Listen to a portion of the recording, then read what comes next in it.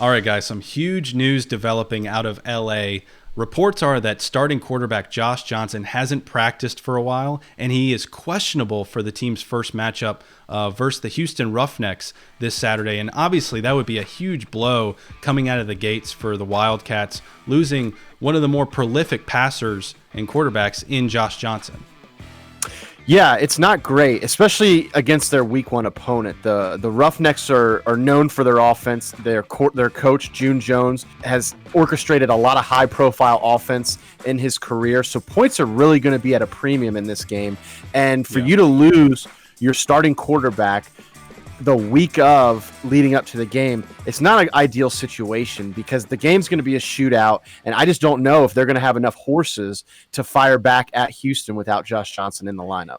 Yeah, that's a great point, Kenny. I think if you look at the backup quarterback situation, there's Jalan McClendon, Chad Kanoff, who, again, they recently acquired from the New York Guardians.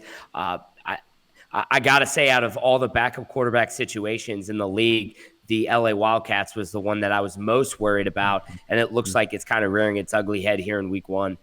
Yeah, Matt Shapiro from XFL News Hub is reporting that Chad Kanoff is actually ahead of Jalan McClendon on the depth chart. I mean, a guy that literally joined the team 3 weeks ago is already second on the depth chart. That I don't know if that's a good thing or a bad thing. I'm leaning towards bad. It's not a great situation, especially going into the first game of your season.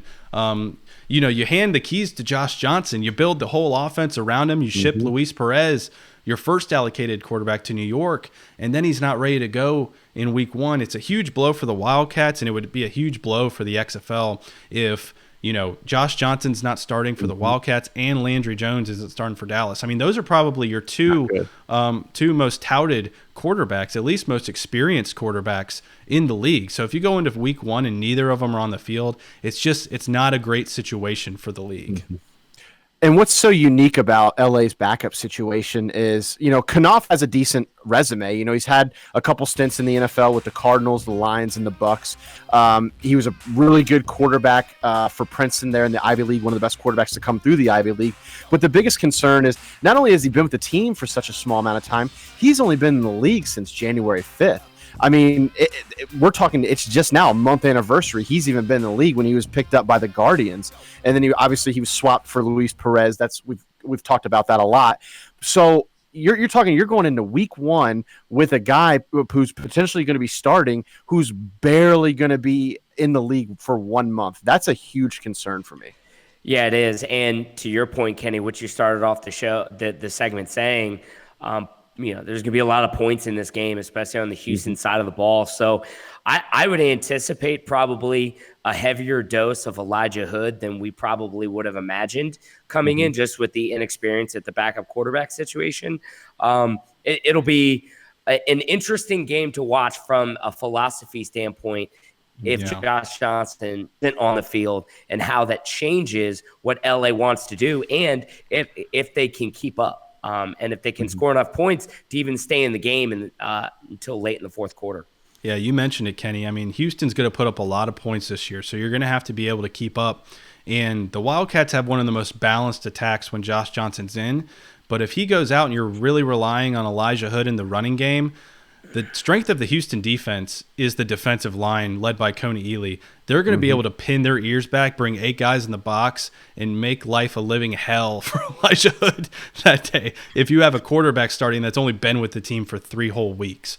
So it's not a great situation for the Wildcats if Josh Johnson's not able to go. And even if he does go, just the fact that he's banged up already heading into the game is not a great sign. So for our sake, for XFL's fans' sake, everybody except Houston Roughnecks fans, I guess, we're hoping that to see Josh Johnson on the field and then Landry Jones for Dallas to that effect. We want to see the best talent that the XFL has to offer. We want to see it week one specifically. So we'll see how it plays out. But reports are right now, Josh Johnson is questionable for the game. And stay tuned on XFL Chalk Talk. We'll keep you posted as more information comes out as we head towards Saturday and their matchup against the Houston Roughnecks. What's up, football fans? This is Coach Gless. Want to know how to listen to all of our segments on the go? You can subscribe to Apple Podcasts, Spotify, Google Play, and iHeartRadio. Subscribe on your favorite podcast platform today. And don't forget to rate us and give us that 5-star review.